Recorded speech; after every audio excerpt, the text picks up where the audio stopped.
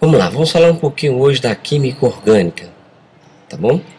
Bom, primeiro princípio, quando nós vamos estudar a química orgânica, nós vamos estudar os compostos onde predomina o elemento químico carbono.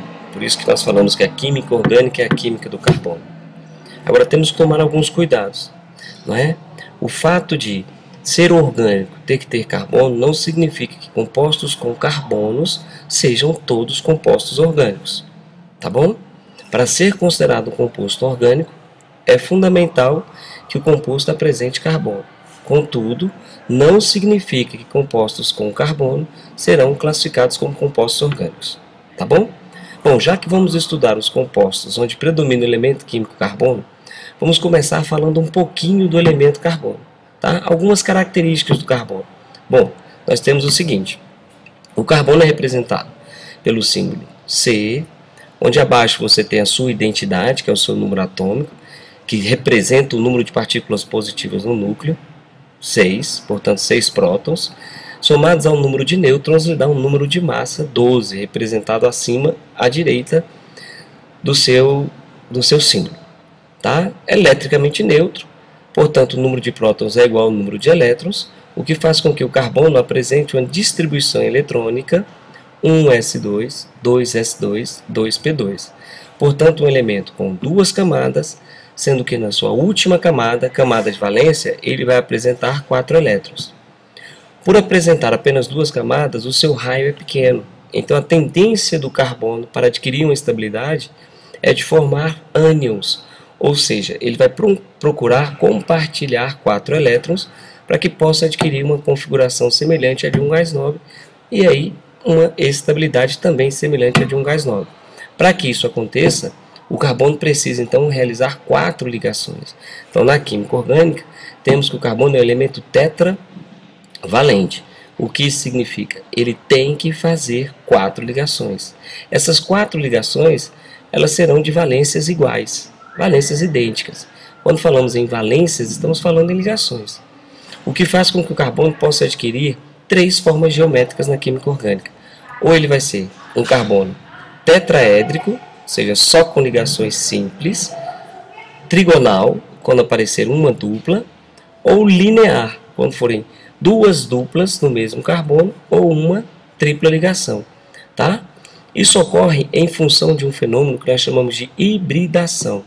Então, o carbono, quando forma apenas ligações simples, tá? Esse fenômeno é explicado pela hibridação do tipo sp3. Quando ele forma uma dupla, hibridação do tipo sp2. Quando forma duas duplas ou uma tripla, hibridação do tipo sp. Para a gente entender um pouquinho melhor a hibridação, vamos falar um pouco de orbitais. Tá? Orbital é a região onde há a maior probabilidade de encontrar um elétron. Tá bom? Aqui representados por quadradinhos. Em cada orbital, não se pode ter mais do que 2 elétrons. E quando representados, deverão apresentar sentidos opostos. Aqui eu estou representando os elétrons por setas. Então você tem a distribuição em nível de orbital. 1s2, apenas um orbital com os 2 elétrons. 2s2, apenas um orbital com 2 elétrons.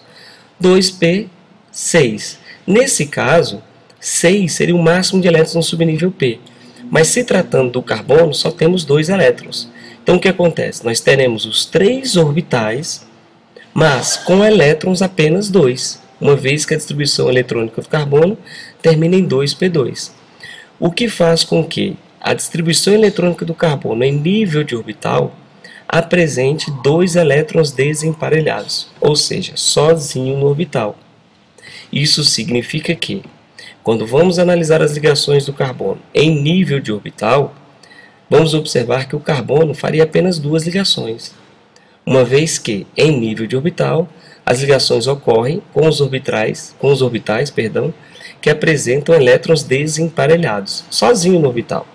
Então percebam que, observando os orbitais, só teríamos 2 elétrons desemparelhados, portanto apenas 2 ligações. Mas aí você me pergunta, Gilzinho, mas na química orgânica o carbono não faz 4? Sim. Então deveríamos ter 4 orbitais com um elétron em cada um. É por isso que vamos trabalhar com o fenômeno da hibridação. O que nós vamos fazer? Nós vamos juntar um orbital S com os orbitais P. passando um elétron do S para o subnível P. E aí nós vamos conseguir obter 4 orbitais, colocando um elétron em cada um, e teremos então formado um novo orbital, agora denominado como orbital sp3, porque você juntou um orbital S com 3 orbitais P. Agora eu tenho 4 orbitais com um elétron em cada um deles, o que justifica as 4 ligações do carbono. Né? Como os elétrons possuem cargas iguais, eles irão procurar a maior distância entre eles. Por isso que temos uma forma geométrica de um tetraedro. Tá? Mas o carbono também não aparece formando uma dupla. O carbono, quando aparece formando uma dupla ligação, surge uma ligação lateral, que é denominada ligação π. Essa ligação lateral ela ocorre com os orbitais P. Mas nós acabamos de hibridizar os orbitais. Então, teoricamente, o que eu vou ter que fazer? Eu vou ter que puxar um orbital P dos orbitais hibridizados sp3. Quando dos orbitais hibridizados sp3 você tirar um orbital P, vão restar 3 orbitais, agora sp2 e um orbital P que vai poder realizar as ligações. As formas geométricas do carbono elas são derivadas das repulsões dos elétrons hibridizados. Então, o que acontece? Nós teremos 3 orbitais sp2, porque eu tirei um P do sp3, e esses 3 orbitais vão gerar uma forma geométrica conhecida como trigonal. Tá? E temos a possibilidade também do carbono aparecer formando 2 duplas ou uma tripla ligação. Quando isso acontece, aí temos o exemplo do HCN, nós teremos 2 ligações π. O que nós acabamos de observar? Que para cada ligação π, precisamos de um subnível P. Dos orbitais hibridizados sp3, se eu tirar 2 subníveis P, eu vou ficar com 2 orbitais hibridizados e com 2 orbitais P.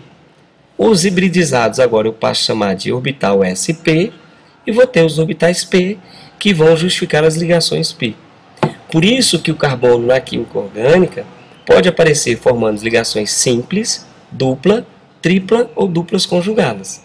Quando o carbono aparecer formando só ligações simples, sp3, geometria de um tetraedro, formou uma dupla sp2, trigonal, formou uma tripla ou 2 duplas sp linear.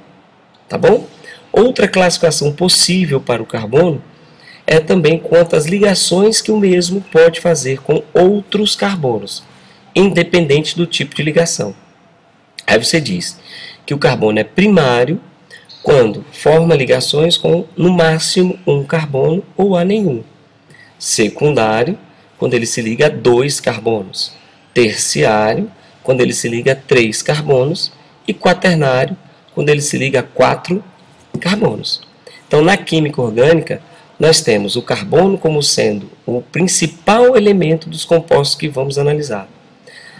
Ao classificar o carbono, você pode classificar quanto à hibridação em sp3, sp2 ou sp. sp3 quando só tem ligações simples, sp2 quando formar uma dupla e sp quando formar 2 duplas ou uma tripla. E pode classificar os carbonos também analisando com quantos carbonos o mesmo faz ligação, independente se essa ligação é simples, dupla ou tripla.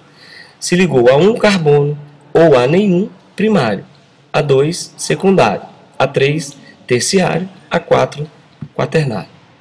Ok?